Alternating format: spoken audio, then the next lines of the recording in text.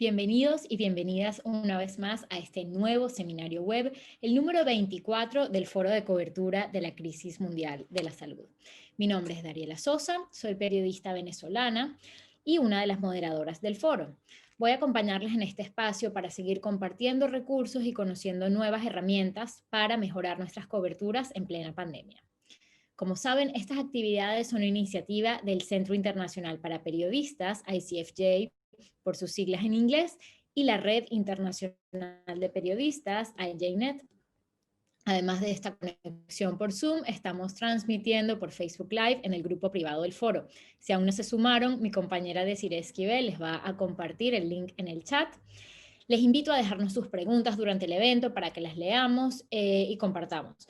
Y también pueden decirnos desde dónde nos acompañan. Por ejemplo, yo los saludo desde Buenos Aires. Si prefieren recibir las novedades del foro directamente en sus correos electrónicos cada jueves, pueden suscribirse al boletín en el link que también van a ver en el chat. Muchísimas gracias por conectarse una vez más y ahora les voy a presentar a nuestro panelista de lujo. Tenemos a Luis Quevedo, quien es un divulgador científico español que ha ejercido como productor, presentador, emprendedor y corresponsal. Formado como científico y entrenado en comunicación en televisión española, ha desarrollado su labor divulgativa principalmente en Estados Unidos y en América Latina. Ha sido corresponsal del diario El Mundo y ha colaborado con medios como NPR, NTN 24 y History Channel. Actualmente coordina el máster en divulgación científica de la Universidad Isabel I y recientemente ha creado y dirigido El Método, una serie transmedia que está centrada en la ciencia de la COVID-19. Bienvenido, Luis, y muchísimas gracias por acompañarnos. Muchísimas gracias, Dariela, por esa presentación. Muchísimas gracias. Es un honor y un placer estar con todos vosotros aquí. Gracias al centro por organizar estos encuentros y permitirme formar parte de uno. De verdad, es un absoluto placer y espero que les sea de utilidad. Encantados de conversar contigo y sabemos que va a ser muy útil porque hay muchas preguntas, ¿no? Y con lo que queremos comenzar es con este gráfico del medio británico The Economist, en donde nos presenta unas estimaciones de cuándo las vacunas contra la COVID-19 van a estar ampliamente disponibles en distintos países. Como pueden ver, el verde más intenso o más oscuro son los países en donde va a estar probablemente más rápido, entre septiembre de 2021 y marzo de 2022, ampliamente disponible. Y luego, pues, el verde claro, el naranja y el rojo hablan de una disponibilidad mucho más tardía, ¿no? En esto podemos ver que los países ricos van a tener acceso a estas vacunas de modo masivo mucho más temprano que los otros, pero al mismo tiempo tenemos un problema de coordinación global porque todos tenemos que estar, o la mayoría, pues, vacunados para que realmente empecemos a sentir el cambio. Entonces, en este foro, realmente nos centramos en América Latina y en España, y quisiéramos comenzar entonces, Luis, preguntándote cuáles son las vacunas que principalmente van a estar disponibles en la región, cuáles son sus características y cuándo, qué podemos esperar para estos países que nosotros cubrimos en medio de este marco global. Pues una pregunta muy pertinente y un gráfico, como siempre, muy afilado, ¿no?, de los compañeros del Economist. Es cierto que yo creo que hay algunos matices entre ese verde oscuro y ese verde claro y los otros colores. Creo que hay muchas suposiciones porque es muy importante siempre recordar que yo creo que todos los especialistas, científicos, periodísticos, como fueren, en verano sosteníamos que antes de la primavera de 2021 nadie, y acá estamos con las primeras vacunas ya en los hombros de mucha gente, ¿no? Entonces, me gusta siempre recordar que estos son shifting grounds, ¿no?, que son como arenas movedizas y que hay que ir con cuidado con tomárselo demasiado en serio. Pero sí es cierto que hay algunos principios directores que todo parece, debiera decir tristemente, que sí se van a cumplir, ¿no?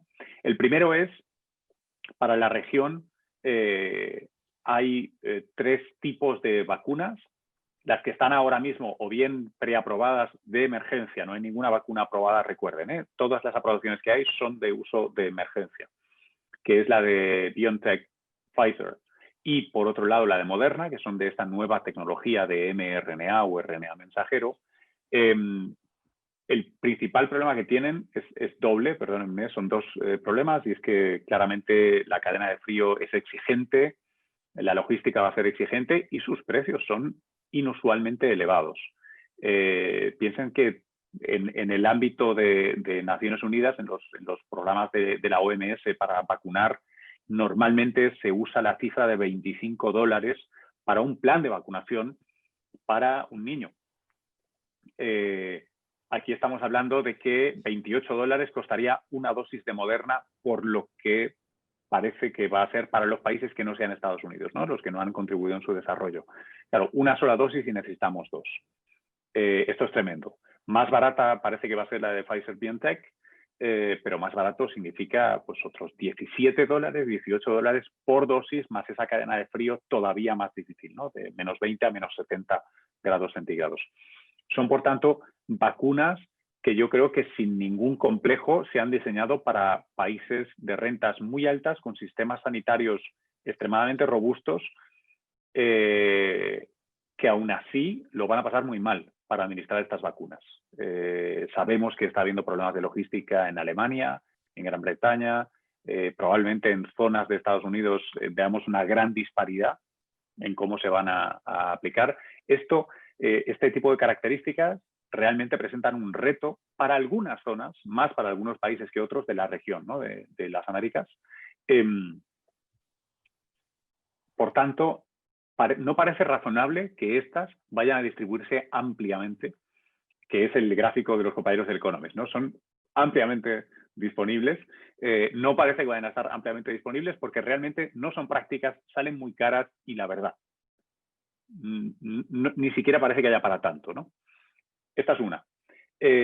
Dos, luego está el otro gran grupo cuya vacuna más destacada, pero con problemas ahora mismo en los ensayos de fase 3, es la de Oxford AstraZeneca, que quería llegar junto con las otras de mRNA. Esta, en este caso, usa un vector viral de un resfriado común de chimpancé, con lo cual ni siquiera nosotros agarramos el resfriado.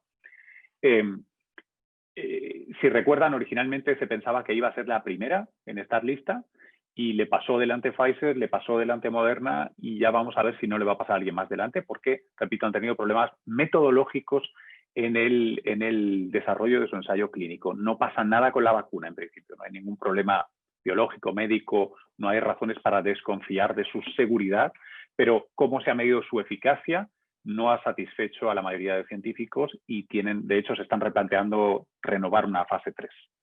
Luego, si quieren, vamos en más detalle por qué ha pasado esto, ¿no? Estas son estas cosas que yo creo que si uno no está muy acostumbrado a tratar con ensayos clínicos y tal, es un absoluto galimatías, ¿no? La parte buena de este tipo de vacunas es su coste. Su coste pues apenas ronda los $2, $3, $4, ya veremos por dosis. Estoy seguro de que se puede reducir más. Y esto empieza a ser muy razonable. Con unas tasas de eficiencia que no podemos decir ahora mismo, pero si observamos la vacuna rusa, Sputnik 5, Sputnik V, que dice estar, pero ojo que tampoco tenemos datos de ensayos clínicos adecuados, conclusos y verificados por actores independientes, podría acercarse a ese 90% también. Cualquier cosa que estuviera en torno al 60, 70, 80% ya sería muy bueno, sobre todo a esos precios.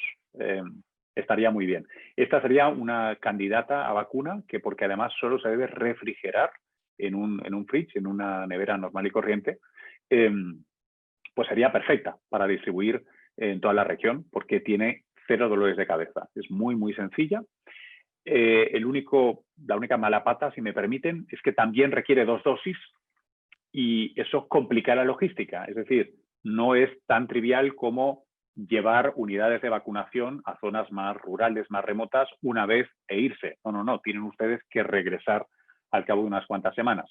Entonces eso, a mi parecer, creo que desincentiva un poco esta vacuna, a pesar de que ha negociado muy bien con el bloque COVAX, ¿no?, de la Organización Mundial de la Salud, y en principio se han precomprado o reservado muchísimos millones de dosis para la región, para toda América Latina, ¿no? Además, me consta que el Banco Interamericano de Desarrollo ha suscrito, creo que es oficial, ¿no?, ya casi 1.000 millones de dólares más para ayudar al esfuerzo de la vacunación en toda la región, y parece que AstraZeneca va a ser protagonista ahí. Y luego el cuarto bloque, y aquí sí que ya entramos en la ciencia ficción, porque aquí sí que nos faltan más datos todavía, con lo cual les pido disculpas, les digo por dónde sopla el viento, no cuando llegamos a puerto. Que pueden ser vacunas, candidatos a vacunas, debería decir, como la de Janssen, que es la de Johnson & Johnson, que requiere una dosis en principio si se confirma.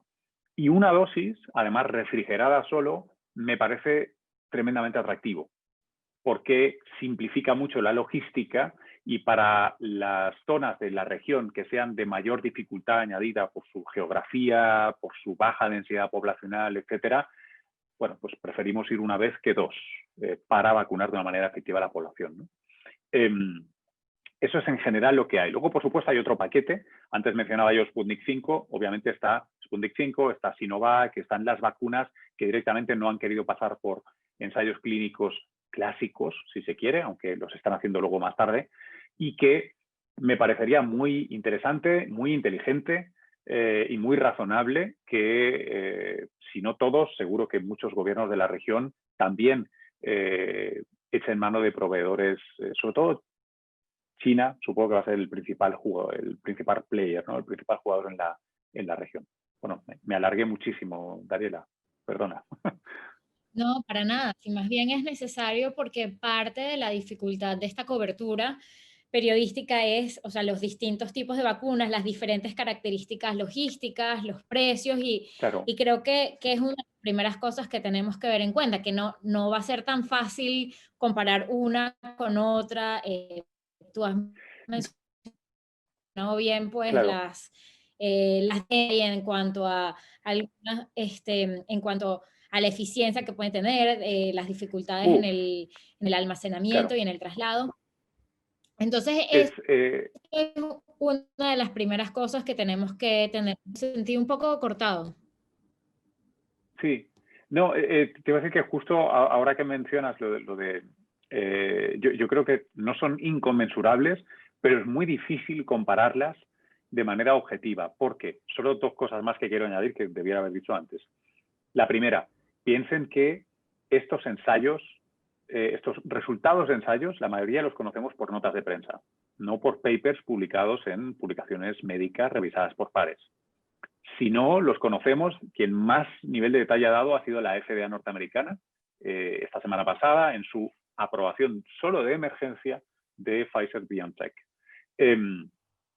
Pero de todos modos, no es lo mismo hacer un ensayo clínico, incluso con 50.000 voluntarios, que aplicarlo a 3 millones de personas.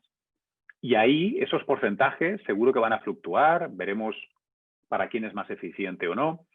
Y por último, y es otra variable más, que es este rompecabezas horrible que tiene ejes y ejes y ejes, tiene otro más. Y es que, por ejemplo, Pfizer-BioNTech y Moderna, sus ensayos clínicos lo que evaluaban era si sus pacientes, sus voluntarios, tenían enfermedad.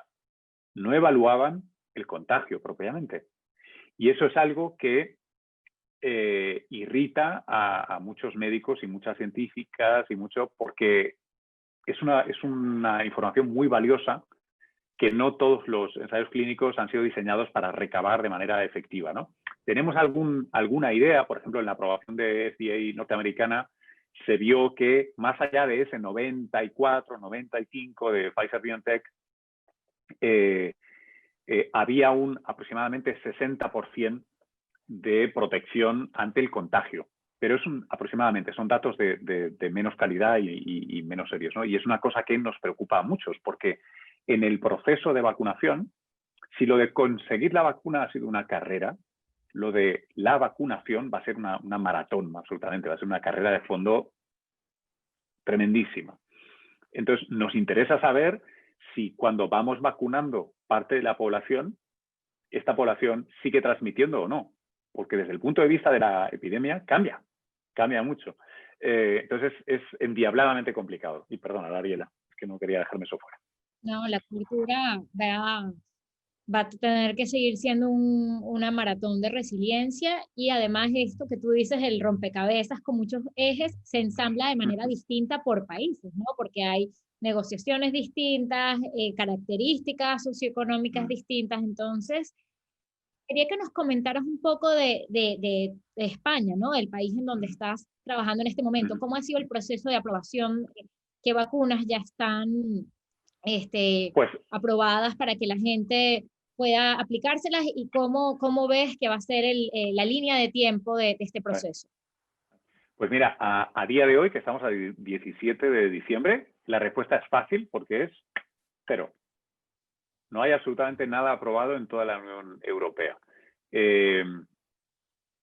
Lo que está en la antesala, en el zaguán de tener una aprobación probablemente de emergencia, es la de Pfizer-BioNTech. Tras ser aprobada en Reino Unido, Canadá, Bahrein, luego Estados Unidos hizo su revisión y ahora parece que la Autoridad Europea del Medicamento va a aprobar, dicen que se reúnen el día 23, será, en el caso de que salga así por razones científicas de peso, será un maravilloso regalo de Navidad para mucha gente, porque se espera que ya empiece la logística, con lo cual el día 24 tal vez se pueda empezar a vacunar. Va a ser solo esta de Pfizer-BioNTech. Se va a repartir equitativamente entre los países de la Unión Europea. Equitativamente significa por criterio de población, por los millones de habitantes que tienen. Y la estrategia, aunque pueda haber variaciones regionales, vamos a ver, en el caso español, se va a empezar a vacunar a residentes en residencias de mayores, de ancianos, y a los trabajadores y, por tanto, convivientes, ¿no? Todo el part-time o todo el día con estas personas. La razón que se aduce es una y es muy simple, que es vamos a proteger primero a los más frágiles. Claramente el riesgo que tienen ante la COVID los mayores de 80 años es absolutamente terrible y en particular, si hablamos del caso español, la verdad es que ha habido muchas muertes, la gestión de las residencias de tercera edad ha sido muy compleja y seguro que quedan muchos meses de mucho trabajo periodístico para esclarecer qué sucedió, ¿no? Esta semana, por ejemplo, les puedo decir que se ha admitido a trámite y están trabajando diversos abogados en exigir, depurar responsabilidades. De momento de managers, pero probablemente persigan figuras políticas porque hubo cosas extrañas. Sí, va a ser difícil además la cobertura porque van pasando muchas cosas, ¿no? Y uno de los desafíos que quería comentarte es que muchos de nosotros no somos periodistas científicos de formación, sino que esta cobertura ha venido, bueno, ya no diría de manera improvisada porque ya tenemos... Os sucedió. Pero es digamos, es una formación. La formación en divulgación científica es una especialización que no se puede hacer en 2 semanas. Entonces, yo quisiera que nos comentaras cuáles son los principales errores que has visto en coberturas periodísticas, en utilización de términos o de imprecisiones que a lo mejor pueden no manejar bien las expectativas de las personas. Ya.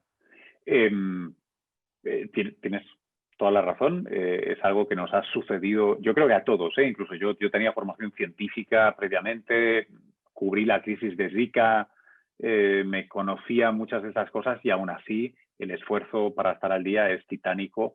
Creo que está bien aceptar que se van a cometer errores, esperemos minimizarlos. Yo creo que hay 2 o 3 tipos de errores que podemos cometer, ¿no? Como periodistas. Uno que tú lo mencionabas es, claro, si uno no tiene la formación y no está cómodo con lo que se está tratando, pues es difícil detectar cuando no tienen sentido las cifras o no tienen sentido los plazos o no. Esto te viene por la formación científica. Ahí, aunque yo sé que muchos y muchas estáis haciendo una tarea a marchas forzadas tremenda, yo creo que ahí nos tenemos que disculpar. hacer el trabajo lo mejor que podamos, pero no podemos más. Sí es cierto que creo que hay que llevar mucho cuidado con el tema de estadística. Se está mareando mucho la estadística, lo que es significativo y lo que no, las medias móviles de contagios, términos que se pueden consultar, y eso ya no es tener expertise, ¿no? Como que no es lo mismo el case fatality ratio que el infectious fatality ratio, que se confundía en la primera ola, ¿no? Y cosas así que, bueno, uno tiene que sentarse y hacer un mínimo de formación, ¿no? Esta es una cosa. Otra cosa que a mí me ha preocupado mucho, no necesariamente lo comparten otros colegas, pero a mí me sucede. Yo creo que también, yo creo que no solo es España, yo creo que en la región, en las Américas también sucede. Como esto ha sido algo de salud, rápidamente se ha ido a consultar con médicos. Parece razonable, pero en este caso sucede que esto es una zoonosis, es un virus nuevo. Y las personas probablemente mejor formadas, hablo de sobre todo primera ola, pero para que entiendan uno de los problemas de no controlar el medio científico, ¿no? Claro, saben probablemente más los virólogos de cómo puede funcionar el SARS, ¿no? Este es el SARS-2, esto ya lo conocemos. De hecho, tenemos el MERS en medio. Este es el tercero que llega en 20 años. Esto no es nuevo. Y yo experimenté situaciones extrañas en las que se consultaba como expertos a doctores, a médicos de hospitales, en las que ustedes saben lo que pasa cuando venimos los periodistas y preguntamos, o ponemos la cámara de televisión, o ponemos el micrófono y siempre alguien quiere hablar. Y yo creo que hubo bastante caos informativo por tomar fuentes que no eran las mejores. Y esto es una cosa importante. Luego, si los médicos hacen tareas espectaculares, tienen un conocimiento profundísimo en muchísimos aspectos, pero la virología no tiene por qué ser uno de ellos. Suele no ser uno de ellos. Entonces, cuidado con quién consultan, ¿no? Porque hay muchos expertos que acaban de hacerse expertos en coronavirus y en todas las cosas víricas y tal, así. Igual que a nosotros nos ha tocado formarnos, de repente hay muchos médicos que opinan de cosas que no necesariamente saben, ¿no? Hay un caso, no pretendo levantar ampollas, pero ustedes saben que la ivermectina, no sé si te suena, Dariela, bueno, el caso de la ivermectina es muy famoso en la región. La ivermectina, si uno consulta con expertos en ivermectina, que hace años que trabajan con ivermectina, pues primero dudarán y rápidamente al poco se echarán las manos a la cabeza. De ivermectina no se debe usar. No tiene ningún efecto, es más, puede ser perjudicial, es más, tiene unos efectos secundarios muy conocidos, etcétera, etcétera. Bueno, en la región se usó con mucha alegría y se usó con la verificación y el apoyo de comités supuestamente técnicos.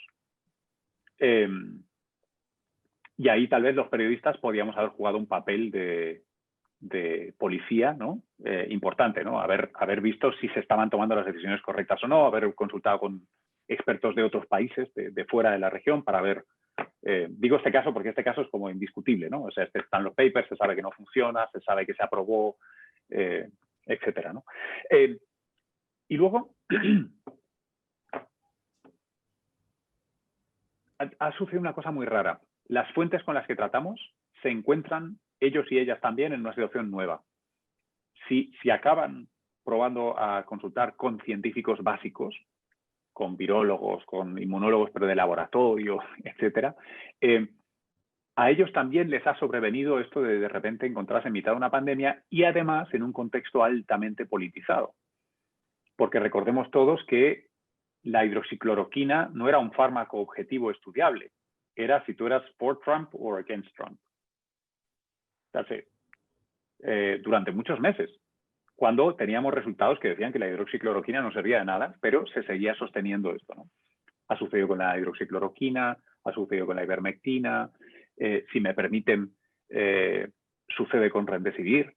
Remdesivir es una medicación de un interés pues muy marginal, ¿no? Con un costo grande y, bueno, en fin, hay muchas cosas que son preocupantes, ¿no? de esta gestión. Y hay, si ustedes van rascando, yo creo que han pasado en todos los países, ha habido muchas alineaciones de intereses muy extrañas, ¿no? De repente empresas biotecnológicas o farmacéuticas locales que tienen un invento que lo pasan por el laboratorio de la universidad local y entonces dan una rueda de prensa y dicen que esto puede funcionar contra el coronavirus. En fin, hay unos líos tremendos. Es una manera larga de decirles que es muy difícil, que no hay ninguna solución concreta, más que, yo creo, hacerse con buenas fuentes, sobre todo si pueden, científicas, es decir, con el PhD, con el doctorado. También hay MD, PhDs, hay médicos que saben muchísimo de lo que hablan desde el punto de vista científico, pero no por ver una bata blanca o porque alguien lleve 30 años dirigiendo no sé qué hospital, es una voz experta, ni mucho menos en cosas tan novedosas, ¿no? Claro, y también hay que aprender a manejar la dualidad, no solo con nosotros, sino con nuestra comunidad, nuestra audiencia, de que cosas que se reportan como valiosas, como respaldadas por la evidencia hoy, quizás en 3, 5 meses ya no sea tan así, y es muy difícil porque eso de alguna manera mella tu credibilidad, pero es parte del, digamos, del método científico en donde se va Claro. perfeccionando hasta llegar o sea, seguimos en la búsqueda de la verdad y de las soluciones, pero no es una búsqueda lineal ni perfecta. Tienes toda la razón. Es cierto que ahí ha habido bastante confusión. Ha habido bastante confusión porque, en general, las evidencias eh, importantes, pues en ciencia casi nunca se dan, ¿no? Casi nunca se dan por diseño, porque no se dan. Es lo contrario de la política, ¿no? El político le va a decir que, por supuesto, va a crecer la economía, va a crecer el empleo, va a crecer... Y usted sabe que no. Pero bueno, vive con ello. En cambio, cuando va al sacerdote de la ciencia, no puede soportar que dijera que eran 10 y luego sean 9,5. Y esta es una cosa que nos tenemos que mirar a nosotros mismos, ¿no? Y como cuando ejercemos de periodistas tenemos que tenerlo en cuenta, pero no podemos renunciar también a educar un poco a nuestra audiencia, por su propio bien. Quiero decir, educarla, no indoctrinarla, sino educarla a que, ojo, que esto funciona así. Y como tú decías, hay consensos. Es que la historia en ciencia es que lo que hay es consensos. No es que haya verdades o evidencias, hay consensos. Entonces, por ejemplo, hubo un tiempo durante esta pandemia en el que el consenso era nos vamos a preocupar de las gotículas de cierto tamaño y por tanto los sprays, ¿no? Cuando estamos hablando, y no nos vamos a preocupar de los aerosoles porque no tenemos evidencia clara de que los aerosoles puedan ser directores principales de esto. En retrospectiva, obviamente, podríamos decir, fíjense, este científico, aquella médico, ya dijo que, pero eso no vale en ciencia. Él ya dijo que, porque siempre hay alguien que tiene una teoría que encaja a toro pasado, ¿no? con la realidad. Entonces, nos tenemos que basar siempre en consenso. Y eso lo que hace es apelar a la responsabilidad de los ciudadanos. Porque no es hago lo que me dicen. Uno tiene que participar de ese conocimiento. Yo entiendo que el ciudadano medio no sabe si va por aerosoles o no va por aerosoles, pero que entienda que es como cuando uno toma un seguro para el auto. O sea, uno tiene que tomar decisiones, o cuando uno maneja, uno tiene que tomar decisiones que pueden tener implicaciones vitales. En este caso, lo mejor que hemos hecho han sido los consensos. Y una cosa que, por alusiones, ha habido mucha polémica alrededor del rol de la OMS, ¿no? En la región, la OPS-OMS. Sí, justamente tenemos ahí una pregunta de Gustavo debimos haberle hecho caso a la OMS desde marzo de 2020. ¿Cuál es el rol? Bueno, Contralor, pregunta Gustavo. Claro, miren, es que si nosotros le hiciéramos caso a los científicos, nosotros tenemos voces de alarma sobre los coronavirus que normalmente habitan en murciélagos y en particular los del sureste asiático desde principio de siglo. ¿Vale? Obviamente en el año 2002, 3, 4, cuando empieza SARS-1, ya todo el mundo salta las alarmas. Ha habido investigación, ha habido mucha preocupación, saltó otro más que fue el MERS, y este es el tercero, y este sí ha sido la pandemia global. Pero lo vimos, lo dijimos, lo repetimos, se rompió el juguete, ¿no? O sea, era como... Entonces, por una parte, la información científica estaba ahí, pero claro, ¿cuál es el rol de la OPS-OMS? Es un organismo diplomático. Y yo creo que a veces se nos olvida esto, y algunos del tipo de cobertura que he visto por ahí, sobre todo más en televisiones, que tiende a ser un poco más, a veces más superficial, ha sido de acusar a la OPS-OMS como si fuera ese, ¿no? El sacerdote científico que lo que dice va a misa. Lo que dice es verdad. Y si no es verdad, me ha mentido, me ha traicionado, no puede ser. No olvidemos, por favor, que la OMS en general y en general Naciones Unidas tienen carácter diplomático. No tienen presupuesto, no tienen poder legal, no tienen ejércitos, no tienen policía, no pueden hacer absolutamente nada. Con lo cual, yo creo que todos ya hicimos un máster este año en leer entre líneas. ¿Qué quiere decir Tedros cuando dice? Y esto es muy importante porque no va a cambiar. Y del mismo modo que Tedros no puede polarizar o oponer a China, y no puede porque es un organismo diplomático y no lo puede hacer, ni lo hizo con Trump, a quien siempre le habló en positivo. Recuérdenlo. Yo creo que se le han pedido cosas que no son naturales a la organización. Claramente no lo han sido, no han funcionado. Sí, muchas gracias por ese balance, Luis, porque también es eso, hay que tomar en cuenta la naturaleza de las organizaciones a las que estamos cubriendo y saber que también ellas están en este mismo proceso de generación de consensos, que tienen conflictos internos para poder dar conclusiones y que, bueno, todos quisiéramos tener a alguien que nos diga bien, o sea, cuál es la naturaleza del virus, cuál es la vacuna que mejor funciona y cuándo vamos a poder regresar a una vida sin barbijos y realmente pues no hay alguien o algo que te pueda decir eso hoy con total certeza. Y si te lo Fíjate, dice, no te lo creas, claro. exacto, exacto. Tenemos un comentario de Betty Martínez que nos llega vía Facebook Live y ella dice, por ejemplo, en Colombia dejaron claro que los laboratorios productores de la vacuna quedan eximidos de las responsabilidades con respecto a los efectos adversos. ¿Qué implicaciones tiene esto y cómo deberíamos cubrirlo? Bien, este es un tema peliagudo, complicado, que francamente, por más que lo he intentado comprender, yo tengo la intuición de que se me escapan sutilezas seguro. El tema de las responsabilidades, igual que la de los precios, que luego si quieres hablamos, etcétera, tienen muchas cosas que no son públicas, ¿no? Bueno, pero vaya por delante, yo les tiro 3 piezas de información. Una, esto es una petición del sector farmacéutico desde hace tiempo. De la misma manera que la pandemia ha acelerado la telemedicina en muchas partes del mundo, porque o es el celular o no hay consulta médica, esto es un poco lo mismo. Ahora tenemos una situación que acelera cosas. El teletrabajo, la telemedicina, tal vez esta negociación sobre la responsabilidad. Ahora, conviene tener claro el contexto de esa negociación y qué significa.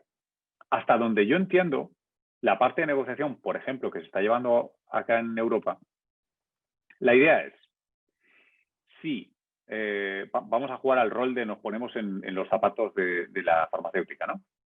Que es, tú me metes prisa y quieres que te haga el ensayo clínico corriendo. Y rápido queremos la vacuna, pero que sea segura, pero rápido. ¿Vale? La quiero rápido, la quiero segura y la quiero barata. Y la quiero, por favor, fácil de administrar. Y la quiero ayer. Hay mucha presión, pero recuerden que luego hay un organismo regulador que va a dar luz verde o no a esa vacuna. Entonces, hasta donde yo entiendo la sutileza de este asunto es, les voy a poner el caso de la vacuna de Pfizer, también aplica la de Moderna. Nosotros sabemos, y pueden leerlo, porque los datos se publicaron en los ensayos de fase 2, que genera efectos secundarios. Efectos secundarios que, porque activa el sistema inmunitario, puede hacerlo mucho y que parezca incluso una alergia, como ha sucedido en Reino Unido con esos 2 sanitarios, famosamente, con un historial de reacciones alérgicas graves, o en general pueden leer los casos de muchos voluntarios que dijeron, es que me pasé 1 día y medio con 40 de fiebre, un cuerpo destrozado, y yo no me lo esperaba. Claro, yo no sé ustedes, pero si a mí no me avisan y yo me paso 12 o 24 horas con 40 de fiebre y tirado en la cama, no me puedo mover, yo pienso que me estoy muriendo. Sobre todo si me acabo de poner una vacuna experimental, ¿no? O una cosa así, un titular horrible. Entonces, uno, les aviso ya, esto va a suceder. Y va a suceder a mucha gente.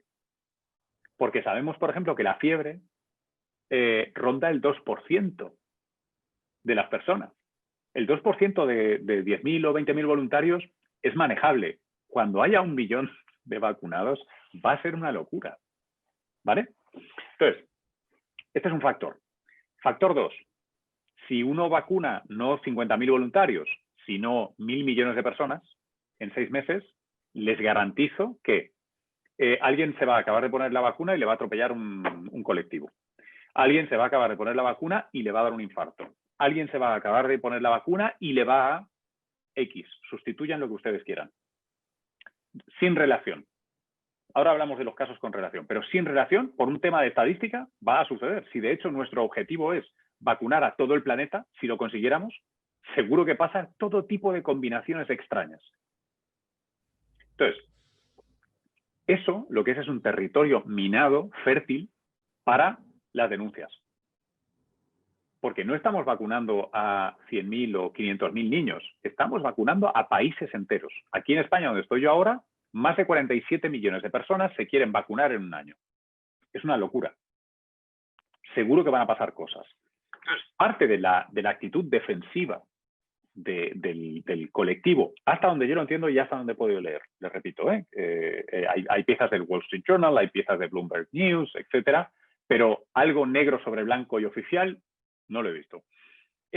Parece razonable decir, yo corro y te doy los 1.000 millones de dosis que tú me pides, pero me tienes que proteger contra lo que en Estados Unidos a esto le llaman los frivolous lawsuits, ¿no? O sea, las denuncias un poco sin un fundamento. Porque de otro modo colapsas. O sea, la farmacéutica colapsa. Si aplica 1.000 millones de dosis de vacuna con todos los efectos secundarios posibles, esperables, razonables, sean consecuencia o no, es decir, ese mal cuerpo o no, o esa buseta que lo atropelló, ridículamente el ejemplo, lo sé, simplemente es inviable, no puede suceder. Entonces, lo que han buscado es hacer fuerza para buscar una manera de hacer un streamlining de ese proceso, es decir, qué tipo de características tiene que tener o quién va a ser responsable subsidiario de este tipo de efectos secundarios. Entonces, parece razonable que los estados que están exigiendo esa velocidad y esa cantidad de producción digan, ok, yo aceptaré las denuncias y vamos a ver si tienen mérito. Estoy bastante convencido de que si algo malo sucediera con esas vacunas, la responsabilidad caería en las autoridades reguladoras, que son las que las aprobaron de emergencia. Entonces, por eso tiene sentido que ellas pidan, que estas empresas pidan defensa legal. Claro. No estoy diciendo que no huela mal, seguro que huele a azufre. Estoy convencido de ello, porque es como Big Pharma y encima no la voy a poder denunciar. Es como, son los ingredientes fantásticos para una historia conspiranoica. Es que, vamos, ni en guión ni en ficción podrías pedir algo tan maravilloso. Pero sí, si lo analizan desde este punto, no, digo que es lógico. Eso me lleva justamente a otro cuadro que quería compartir con ustedes digamos, el uso de estas vacunas, ¿no? Otro cuadro de The Economist, déjenme ponerlo aquí en pantalla completa, y es que con estas protecciones que ponen las farmacéuticas y bueno, y además de con todas las campañas de desinformación que muchas veces hay, gente antivacunas que ha habido siempre, tenemos que, bueno, digamos, un poco más del 70% de estos países, de los ciudadanos de estos países estarían dispuestos a vacunarse, pero hay, digamos, más de un 25% que no, y este tipo de cosas lo que hace es generar más dudas, más miedos. Entonces, mi pregunta para ti, Luis, ahora es, ¿qué tanto puede obligar un gobierno a sus ciudadanos a que se vacunen? Ok, te la respondo, pero luego quiero volver a este gráfico, si me permites. Sí, claro. Que si puede, En China seguro que sí. Eso es fácil. Si debe, yo creo que no. Yo creo que no debería ningún país obligar a vacunarse. Voy a hacer dos matices. El primero es porque, efectivamente, si tú obligas, igual que contaba ahora la historia conspiranoica maravillosa, ¿no? De Big Pharma inventa esto y exime responsabilidades y encima cobra mucha plata. Bueno, pues, y además el Estado me obliga a pinchármelo.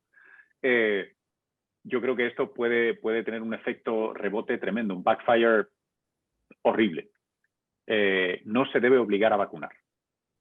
Ahora bien, hay maneras de incentivar la vacunación. En el contexto en el que vamos a estar, por ejemplo, en 2021 todavía, donde hay un elevado riesgo de transmisión epidémica, por tanto de contagio, por tanto de enfermedad y desgraciadamente de muerte, a mí me parecería muy, muy, muy razonable que cuando arranquen las campañas de vacunación y progresen un poquito, no el día 1, haya espacios protegidos. Habrá lugares, por ejemplo, pongo el caso de aquí en España van a empezar por las residencias de ancianos. Bien, usted no puede ir o trabajar en una residencia de ancianos si no está vacunado contra la COVID. Eso es completamente razonable. Usted puede trabajar en otro sitio o de otra cosa, pero aquí no, por motivos sanitarios claros. Esta es una. Y esto es aplicable a, pues supongo que muchos lugares de interacción con el público, servicios. En servicios probablemente funcione, o puede que, por ejemplo, como ha habido muchísimos casos, de hecho en todo el mundo, plantas de procesamiento cárnicas, etcétera, ¿no? Lugares que sabemos que han sido muy fértiles para eventos de supercontagio. Pues podría ser un requerimiento. Esta es una parte. La siguiente parte sería, yo creo que hay toda una... no sé si llamarle educación, pero creo que hay algo que se puede aprovechar para divulgar, para contar, para explicar, y es que la vacunación nos la cuentan como si fuera algo que hacemos para nosotros, pero la vacunación es un acto democrático y colectivo. A mí vacunarme no me sirve de nada. A mí me sirve que estemos todos vacunados. Y no es broma, ¿eh? No importa si yo me vacuno contra el bicho y nadie más se vacuna, esa vacuna dejará de ser efectiva. Puede tardar un poco, pero dejará de ser efectiva, porque el bicho seguirá mutando, seguirá cambiando y en algún momento mi vacunación sirvió de cero. Entonces, recordemos que vacunarse no lo hacemos por uno solo, lo hacemos por todos. Y si queremos vivir democráticamente, siendo solidarios y pagamos impuestos, que tampoco creo que nos apetezca a nadie, y pagamos un seguro del auto para manejarlo en carreteras comunes, nos vacunamos. Cuando está aprobado por las autoridades reguladoras y se ha demostrado suficientemente su seguridad y efectividad. Y sí, siempre el asterisco este de los científicos, suficientemente. ¿Qué significa suficientemente? Bueno, pues con los datos que hay, con los estándares que nos hemos puesto y con el apoyo de estas autoridades reguladoras. Porque el 0% riesgo no lo hay, ni en esto ni en ningún lado. No importa qué carro tan bueno conduzcas, puedes tener un accidente. Sí, has mencionado algo muy importante, Luis, y es el carácter colectivo de la vacuna, que no es un problema que se resuelve individualmente y que ni los ricos de un país que se vacunen todos, bueno, van a estar mucho más protegidos, estarán protegidos un poco más o por un tiempo, pero se necesita que haya masa crítica en el país para que realmente esa protección sea amplia y sostenida. Entonces allí te pregunto, sobre todo para nuestros países en desarrollo, ¿cómo deben ser nuestras coberturas? O sea, en cuanto a esta diferencia de precios, ¿se ha hablado o no de subsidios? Las organizaciones multilaterales ayudan, pero hasta un punto. ¿Qué podemos esperar para América Latina, por ejemplo? Yo estoy en proceso de desencanto, francamente. Yo pensé que ojalá me equivoque y demuestren que no estoy en lo cierto, ¿bien? Pero de los pronunciamientos sobre COVAX hace unos meses a lo que estoy viendo ahora, COVAX sigue siendo sobre el papel maravilloso. Pero todos vimos, ¿no? Las precompras que hizo Estados Unidos, la Unión Europea, donde yo estoy. O sea, aquí ya tenemos las dosis. Ahora, si quieren, hablamos de COVAX. Pero aquí las dosis ya están. Francamente, triste. Es cierto que, y esto lo voy a decir con cierta socarronería, con cierto humor, permítanme, por favor, qué conveniente es que sean tan poco convenientes para países en desarrollo las primeras vacunas que se aprobaron. Quiero decir, Pfizer es una vacuna completamente imposible para buenas partes de la mayoría de países de la región de las Américas. Es muy complicada por su -70, porque vienen en viales multidosis, porque requiere, es un dolor de cabeza. Entonces, eso ya es conveniente, ¿no? Porque en Estados Unidos les da igual, tienen el sistema sanitario, tal cual, van a tener sus zonas más complicadas, pero no les importó, fue como conveniente. Ahí sí les puedo decir que realmente fue una coincidencia, porque este tipo de tecnología que nunca antes se había usado, una de las características que tiene es que es muy rápida. Es muy rápida, pero es muy frágil.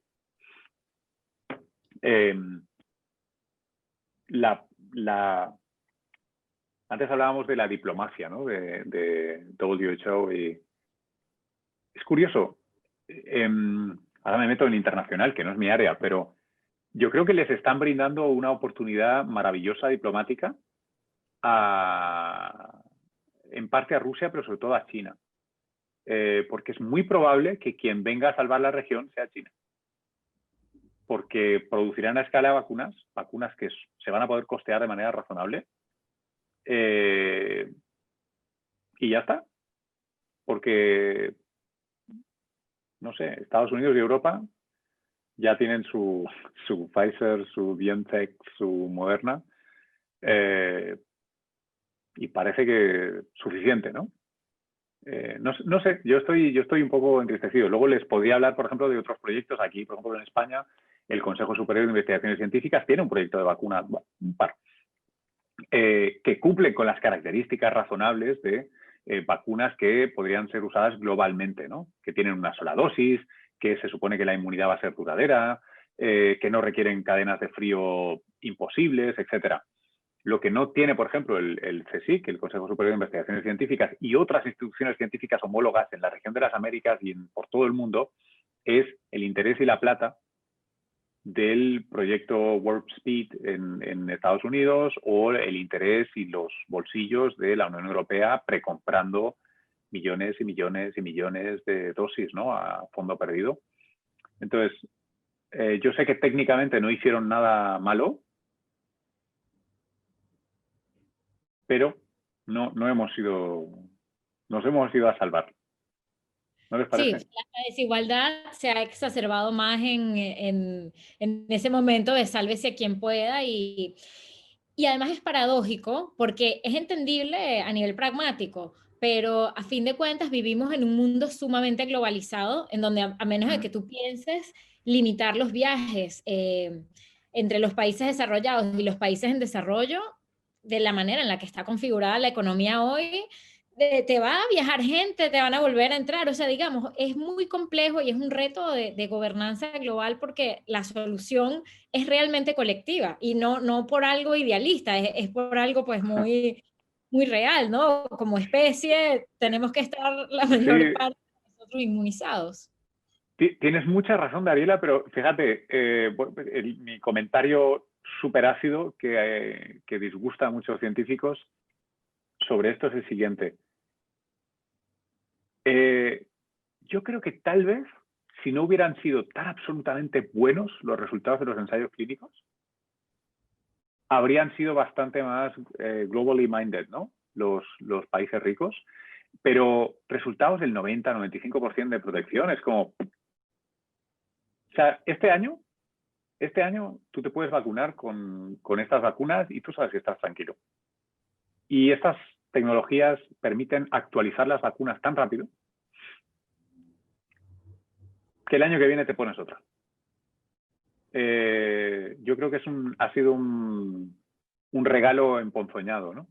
El de esta tecnología, que por cierto, esperamos muchos, no quiero dejarlo así tan sombrío el asunto, esperamos muchos que gracias a este enorme, casi proyecto Apolo, ¿no? de las vacunas, porque ha sido una cosa muy comprimida en el tiempo, con muchísimos recursos, mucha velocidad, las plataformas de vacunas de mRNA, y lo sostienen muchos inmunólogos, pueden ser muy interesantes para el tratamiento de enfermedades olvidadas. Estamos hablando de malaria, estamos hablando de dengue, estamos hablando de que por fin se puedan beneficiar de esta tecnología. Porque ahora fabricar vacunas contra este tipo de patógenos puede resultar mucho más sencillo. Entonces, al final estará bien, al final todos nos beneficiaremos, al final todo. Pero qué mala sombra, ¿no? Que tenga que ser siempre así. Sí, Primero yo y luego... que tengan 3 vacunas antes de que otras tengan su primera, ¿no?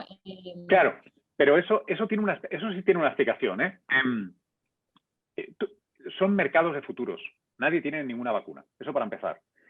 Mira, fíjate, ahí sí que voy a volver a poner el mindset de periodistas.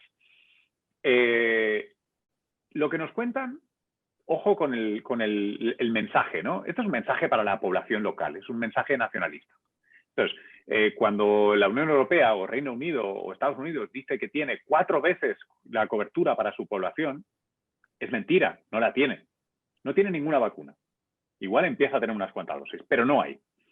Miren, la semana pasada, a finales de la semana pasada, 2 noticias horribles para las vacunas.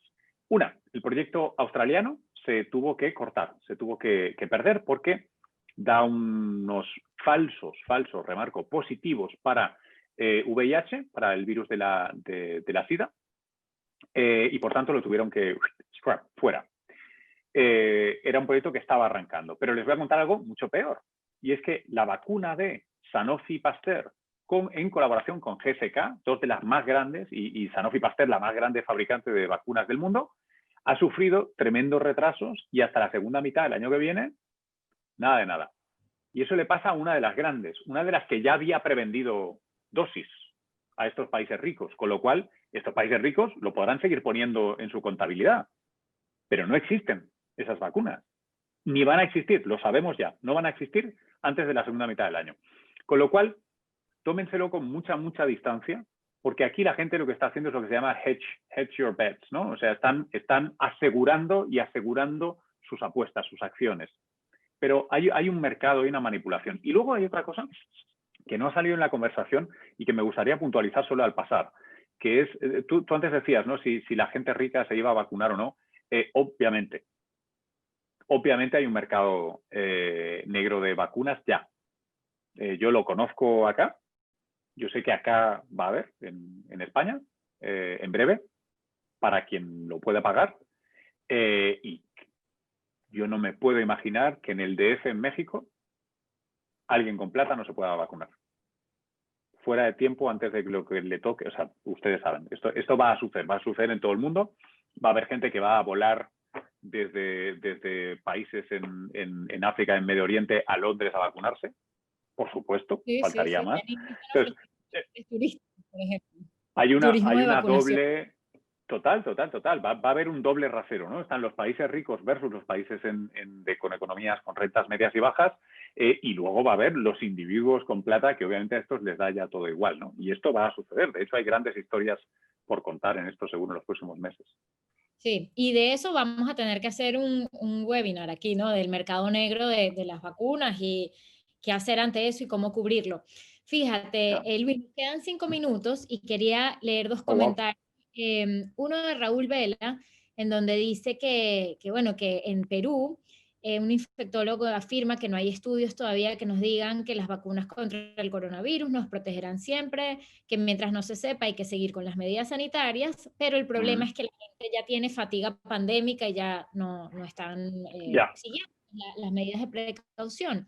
Y tenemos también un comentario de Jacqueline Tobar. Jacqueline, no nos habíamos olvidado de ti, en donde ella le preocupa la posible opacidad de datos que deben ser públicos a la hora de estas coberturas, ¿no? De cómo vamos a, o sea, qué tanto va a ser confidencial del tema de las vacunas y de las negociaciones con los proveedores, que muchas veces son privadas, ¿no? Entonces, bueno, y esto lo quiero unir ya para ir cerrando con esas recomendaciones generales para diseñar una buena cobertura periodística del proceso de vacunación, ya sea que estemos en Guatemala, que estemos en Argentina. Cada país tiene sus particularidades, obviamente, pero algunos principios, algunas herramientas que para ti sean útiles, quizás si nos quieres recomendar algún website, somos todos oídos para, bueno, ir recopilando esas herramientas que nos permitan abordar la cobertura con mayor, o sea, de una manera más robusta. Ya, absolutamente. Voy a intentar empaquetar todo eso en 3 minutos. Uno, sí, completamente cierto. Entiendo que haya fatiga pandémica, entiendo que va a ser muy complicado, entiendo que la gente está cansada y que queda mucho tiempo, pero es lo que hay. Yo creo que hablábamos de fatiga pandémica también en verano y llegamos al invierno. Quiero decir, llegamos a final de año, ¿no? Mitad de año. Lo siento, es lo que hay, sí. Y sí va a tardar mucho tiempo en tener un efecto. ¿La inmunidad va a durar? No lo sabemos. Esperamos que sí, razonablemente. Pero la verdad, no lo sabemos. Y si alguien te dice que lo sabe, te está mintiendo. Porque nadie lo sabe. No ha pasado el tiempo, no están los datos. Uno. Dos. Repíteme la segunda. Además de los consejos.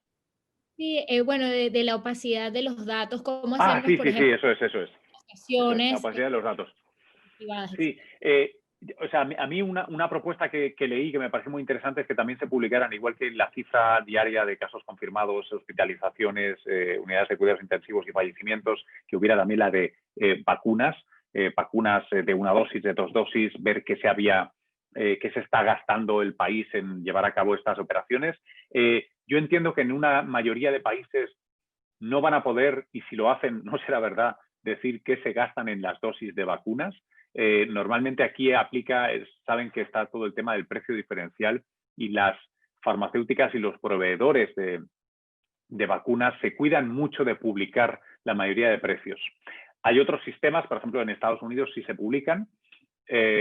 Aquí en España, por ejemplo, les puedo decir que el ministerio fija el precio de la vacuna y entonces entran en concurso los proveedores para darla. En este caso, no creo que suceda, y menos con las primeras vacunas. Obviamente el precio es el que hay, ¿no? Pero yo no me fío mucho de los precios. Los orientativos sí. O sea, yo sé que Moderna es la más cara y que Pfizer cuesta la mitad. Y que AstraZeneca cuesta la 10ª parte que una de Moderna. Grosso modo.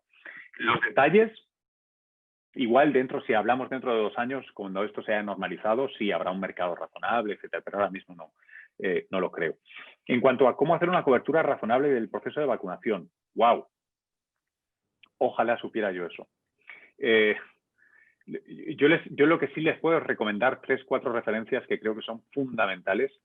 Me van a perdonar porque la mayoría van a ser en inglés, porque es ciencia y cuando es ciencia medicina normalmente sucede en inglés. Hay una en español también. Miren, voy primero con la de español. El IS Global, el Instituto de Salud Global de Barcelona, hace un trabajo, tiene expertos de talla mundial y hace un trabajo de divulgación extraordinario absolutamente. IS Global. Luego, si quieren, si no, los ponemos por ahí para quien no lo conozca. Maravilloso trabajo. Además, tienen médicos y científicas de todas partes del mundo y también de toda la región de las Américas. Y en particular, por ejemplo, uno que conozco bien el caso de la ivermectina por Carlos Chacur, que es médico y científico venezolano que ahora trabaja en España, en Navarra, pero es profesor de IS Global, ¿no? Hay personajes extraordinarios como fuentes y sigan sus videos, sus publicaciones en Instagram, en Twitter, son de verdad, son espectaculares. En cuanto a seguir la campaña de vacunación, les hago un detalle sobre gente de IS Global. Uno de los científicos del IS Global, uno de los cargos importantes de allá, es Rafael Vilasanjuan. Rafael Vilasanjuan está en la junta directiva de Gavi, de la Alianza por la Vacunación. Es uno de los tipos que habla español de manera fluida, concisa y rápida, que más sabe en el mundo sobre esto y además tiene información de primera mano. Yo les recomendaría mucho que siguieran lo que dice y lo que escribe. Después, cosas a tener en cuenta. Yo creo que va a haber muchos problemas que no se están contando ahora sobre la logística, no solo de llevar la cadena de frío, sino antes les contaba al pasar, pero como no hay capacidad en el planeta para fabricar suficientes viales del vidrio de borosilicato especial para poner vacunas, las vacunas se ponen en multidosis.